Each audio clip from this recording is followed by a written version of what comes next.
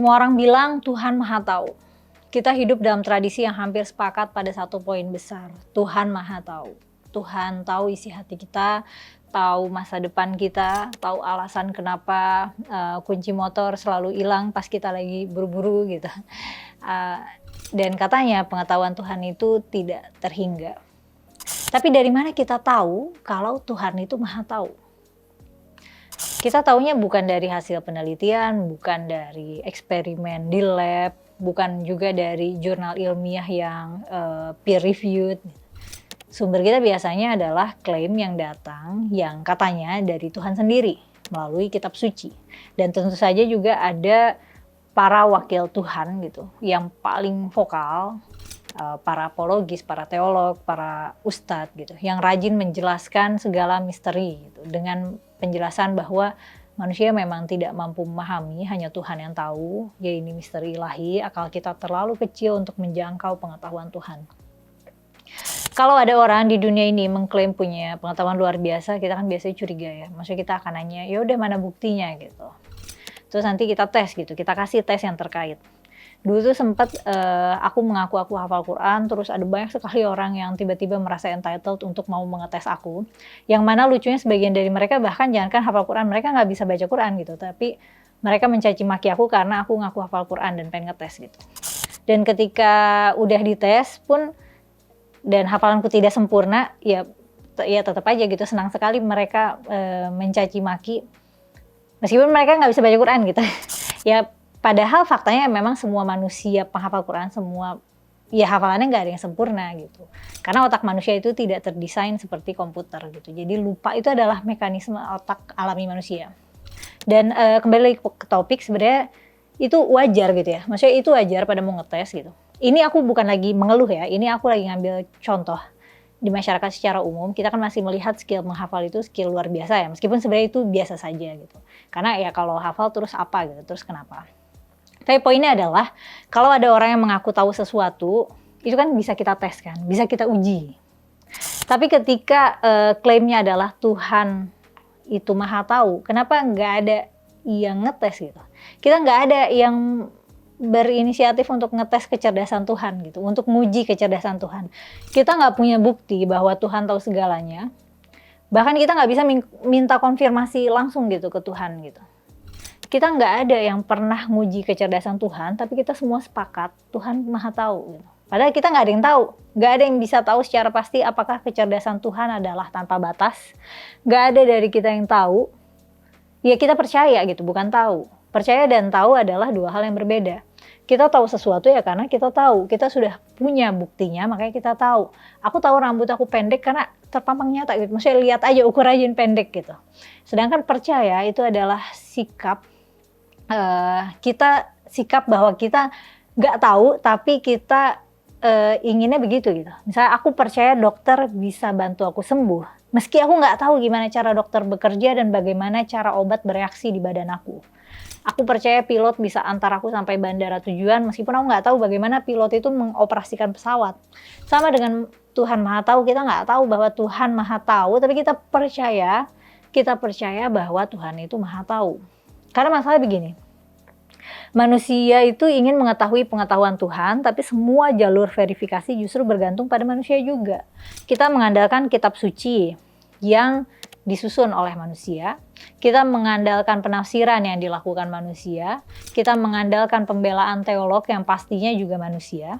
Jadi sebenarnya apakah kita sedang menguji pengetahuan Tuhan, atau justru kita sedang menguji imajinasi kita sendiri tentang Tuhan? Dan ada juga ironi menarik, kita sering dikasih tahu bahwa Tuhan itu tahu segalanya, termasuk isi hati kita dan pilihan kita, keputusan-keputusan kita. Tapi di sisi lain kita juga dikasih narasi bahwa hidup ini ujian gitu, ujian untuk melihat apakah kita akan ngambil keputusan yang benar apa enggak, apakah kita layak masuk surga atau enggak.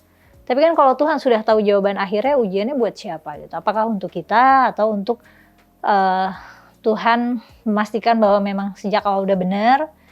Nah ini kayak apa ya, kayak guru yang udah tahu nilai muridnya sebelum ujian tapi tetap maksa ujian, cuma agar yang Maha Tahu ini bisa main-main aja gitu, kayak bermain drama gitu, kayak menjadi sutradara tapi pada skala kosmik gitu, pada skala semesta. Dan ketika ada sesuatu yang tampaknya tidak berjalan mulus gitu, nggak berjalan sesuai rencana, misalnya doa yang tidak terkabul, tragedi yang gagal dicegah, atau kontradiksi dalam teks, itu jawabannya biasanya kembali lagi ke formula yang gitu-gitu aja. Katanya Tuhan bekerja dengan cara misterius, dan semakin banyak misteri, semakin sedikit ruang untuk bertanya. Tapi itu kan bukan jawaban ya, itu tuh kayak apa ya, kayak tombol mute supaya bungkam, supaya diskusi nggak berlanjut gitu. Karena ya mau dilanjutin apa, nggak ada bahannya. Dan tentu saja sebagian orang akan berkata bahwa gagasan Tuhan yang nggak terbatas itu memang nggak bisa diuji dengan metode manusia yang terbatas. Ya karena benar.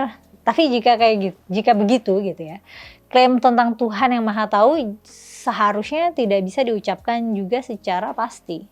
Kalau kita nggak bisa mengukur sesuatu, gimana kita bisa mendeskripsikan besarnya dengan begitu percaya diri gitu. Pertanyaan kita bukan apakah Tuhan Maha Tahu ya, tapi pertanyaannya itu lebih mendasar lagi. Gimana cara kita tahu Tuhan itu Maha Tahu gitu? Gimana cara kita tahu apapun tentang Tuhan? Apakah pengetahuan kita tentang Tuhan itu benar-benar lahir dari Tuhan, atau justru itu lahir dari ketakutan dan harapan manusia sendiri? Apakah kita percaya itu semua karena Tuhan itu nyata, atau karena gagasan tentang Tuhan itu menjawab kekhawatiran terbesar kita tentang hidup dan mati? Ya karena pada akhirnya menguji klaim bahwa Tuhan Maha Tahu itu kan bukan berarti, maksudnya bukan berarti kita merendahkan Tuhan gitu. Justru kita sedang menguji kualitas keimanan kita sendiri. Kalau Tuhan beneran ada dan beneran Maha Tahu, maka pertanyaan-pertanyaan kita nggak akan mengubah apapun dari kebesaran Tuhan. Yang berubah itu hanyalah keberanian kita untuk berpikir dan bertanya. Tapi bagaimana caranya kita bisa mengukur pengetahuan Tuhan? Kalau dalam teologi Islam, sifat pengetahuan ilahi itu didalami melalui konsep al-alim ya. Al-Ghazali menegaskan bahwa pengetahuan Allah itu meliputi yang partikular maupun yang universal gitu. Sementara perdebatan klasik itu yang muncul tentang apakah pengetahuan Tuhan itu berarti berubah ketika dunia berubah gitu. Kaum Asy'ariyah itu menjaga transendensi dengan berpendapat, dengan mengatakan bahwa pengetahuan Tuhan itu nggak bergantung pada perubahan. Sedangkan pada corak rasionalis seperti Mu'tazilah itu mereka menggarap problem keadilan dan kebebasan manusia. Kadang dipakai nih analogi guru. Jadi guru yang sudah mengenal murid tetap aja ngasih ujian demi proses pedagogis. Nah, analogi ini membantu, tapi masih ada masalah nih. Masalahnya proses pedagogis itu masuk akal bagi makhluk yang bertumbuh.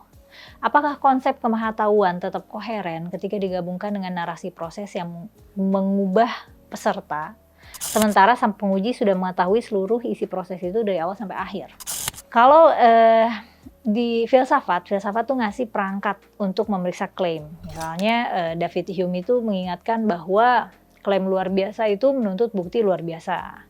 Immanuel Kant itu menunjukkan bahwa akal teoritis itu punya batas ketika mencoba menembus wilayah noumena. Spinoza menyusun Tuhan sebagai substansi yang atributnya tidak terhingga, sehingga pengetahuan Tuhan identik dengan pengetahuan alam gitu. Jadi kayak tidak ada batasannya gitu tentang alam dan Tuhan beserta pengetahuan yang meliputinya. Pada jalur Islam Latin, Ibnu Rushd itu bersilang gagasan dengan Al-Ghazali tentang kausalitas dan pengetahuan. Satu pelajaran jelas muncul ya. Bahkan di rumah teologi sendiri itu nggak ada kesepakatan tunggal tentang bagaimana kemahatauan bekerja. Ketidaksepakatan ini menandai bahwa metode kita untuk mengetahui Tuhan itu ya sangat dipengaruhi oleh metode kita mengetahui dunia. Ada gagasan-gagasan kontemporer ya yang mencoba berusaha merapikan kerumitan ini. Ada konsep open theism yang mengatakan bahwa masa depan itu belum ada sebagai fakta. Jadi Tuhan mengetahui semua kemungkinan secara sempurna, tapi tidak mengetahui sebagai fakta sesuatu yang belum menjadi fakta gitu. Jadi masa depan itu ya masih sama misteriusnya gitu. ada juga proses teologi gitu, yang mencoba melangkah lebih jauh dengan menggambarkan pengetahuan Tuhan yang bertambah seiring relasi dengan dunia. Bagi sebagian orang mungkin ini rasanya menurunkan derajat keilahian gitu, jadi less transcendent gitu. Tapi mungkin bagi yang lain justru membuat Tuhan terasa memang sangat terlibat dalam berjalannya semesta ini. Dan kedua opsi ini memilih menyesuaikan definisi kemahatauan demi koherensi etis dan koherensi pengalaman gitu ya. Dan yang satunya itu memilih untuk mempertahankan definisi klasik dengan menerima misteri sebagai jawaban yang sah. Kita juga punya masalah verifikasi ya. Masalah verifikasinya tetap pusat. Jadi tanpa instrumen pengukuran itu ya cuma metafora. Kalau dalam sains kan jelas kita punya standar, punya replikasi, prediksi, dan lain-lain. Tapi kalau dalam teologi itu sering dijawab bahwa Tuhan itu nggak berada dalam domain yang sama, sehingga tuntutan pembuktian itu ya nggak relevan. Tuntutan pengujian itu nggak relevan. Tapi kalau kayak gitu, kejujuran epistemik jadinya mengharuskan kita untuk berhenti memakai bahasa kepastian penuh gitu, untuk hal yang kita tahu tidak pasti.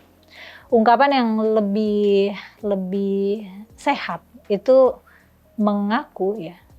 Jadi berdasarkan tradisi ini, kan kami percaya Tuhan itu mengetahui segala sesuatu, dan cara mengetahui itu tidak identik dengan verifikasi empiris. Nah, kalimat kayak gini kan jadinya sebenarnya nggak merendahkan Tuhan, tapi kita jadi menurunkan nada absolut manusia yang berbicara atas nama Tuhan. Dimensi praksisnya itu ya bisa menyentuh hidup sehari-hari. Kalau Tuhan mengetahui doa kita sebelum bibir kita mengucapkan kata-kata doa, apakah berdoa itu masih masuk akal? Biasanya kan dikasih tahu bahwa doa itu untuk pendoanya, bukan untuk mengubah Tuhan gitu. Jadi untuk karakter development.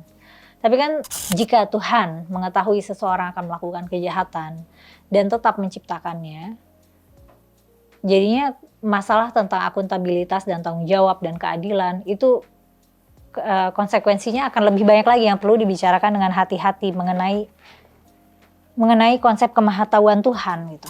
Nah, disinilah banyak teologi memasukkan unsur kebebasan, unsur free will, dan unsur penghakiman yang adil untuk menjaga agar kemahatauan Tuhan itu nggak berubah menjadi penetapan nasib yang absolut.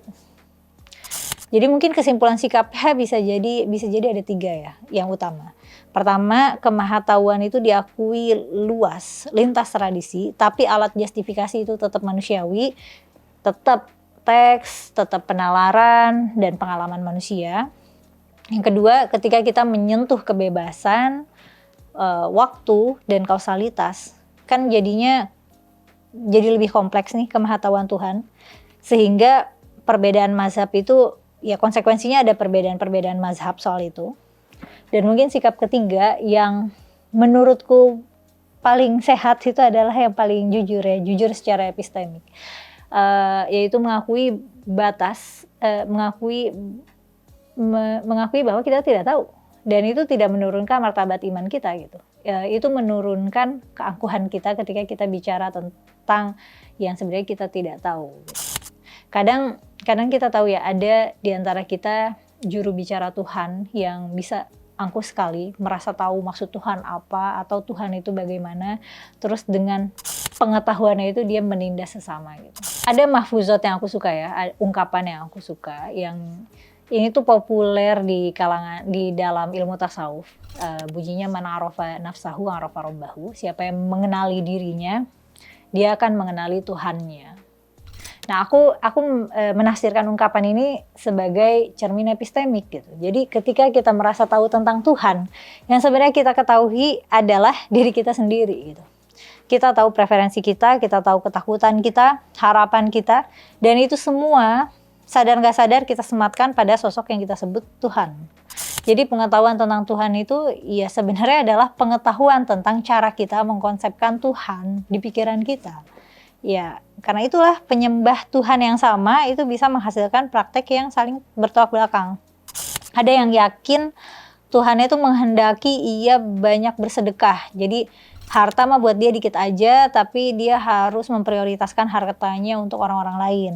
Sementara ada yang yakin bahwa Tuhannya justru menghendaki dia rajin menabung gitu dan menimbun harta demi kemakmuran keluarga dan keturunannya.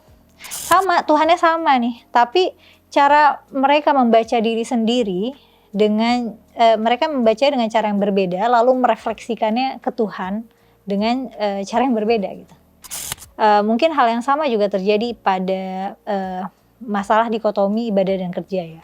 Ada yang memegang bahwa Tuhan itu menghendaki ia rajin ibadah, rajin ke masjid, karena ya pusat pengabdian pada Tuhan tuh di situ. Tapi ada yang percaya kalau dia rajin bekerja di kantor gitu, atau di pabrik atau di pasar, itu adalah ibadah dia gitu. Itu adalah ruang ibadah dia sehari-hari gitu. Tuhan yang mereka panggil mungkin sama gitu, berdoa pada Tuhan yang sama, tapi penekanan yang dipilih itu berbeda sesuai dengan pengalaman dan kebutuhan mereka masing-masing gitu. Dan mungkin pada ranah sosial perbedaannya bisa lebih tajam lagi.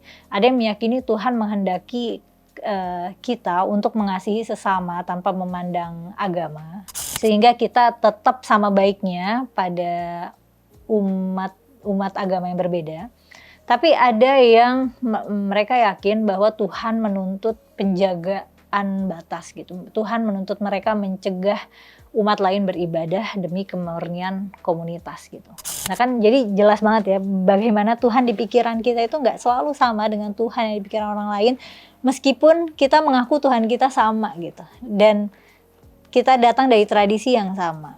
Jadinya kalau kita ingin mengenal Tuhan, sebenarnya yang kita lakukan adalah kita mengenali diri sendiri gitu. Apa yang bekerja di balik lensa kita, apa yang kita takutkan, apa yang kita inginkan, nilai apa yang kita utamakan, dan luka apa yang kita bawa.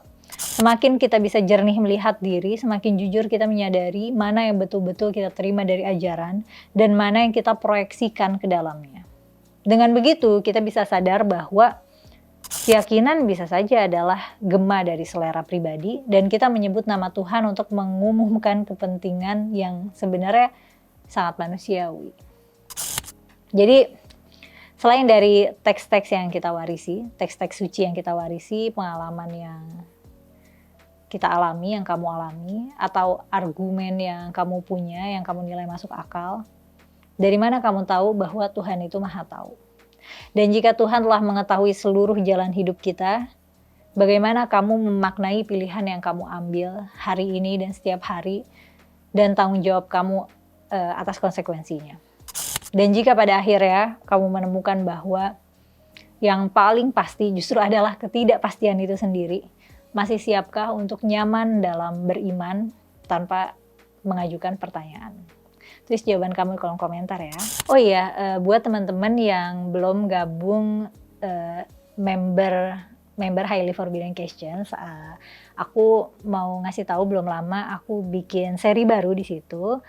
Aku namainnya Imaji Negeri Qur'ani. Jadi aku bikin spekulasi narasi tentang bagaimana tata negara, bagaimana jika kitab suci dijadikan sumber konstitusi, dan implementasinya itu dengan tanpa atau sangat minim sekali perangkat tafsir, dan bagaimana hasilnya, lebih ke kayak gitu sih. Kalau misalnya tertarik boleh join membership Highly Forbidden Questions ya. Makasih udah nonton hampir selesai, sampai ketemu di konten selanjutnya.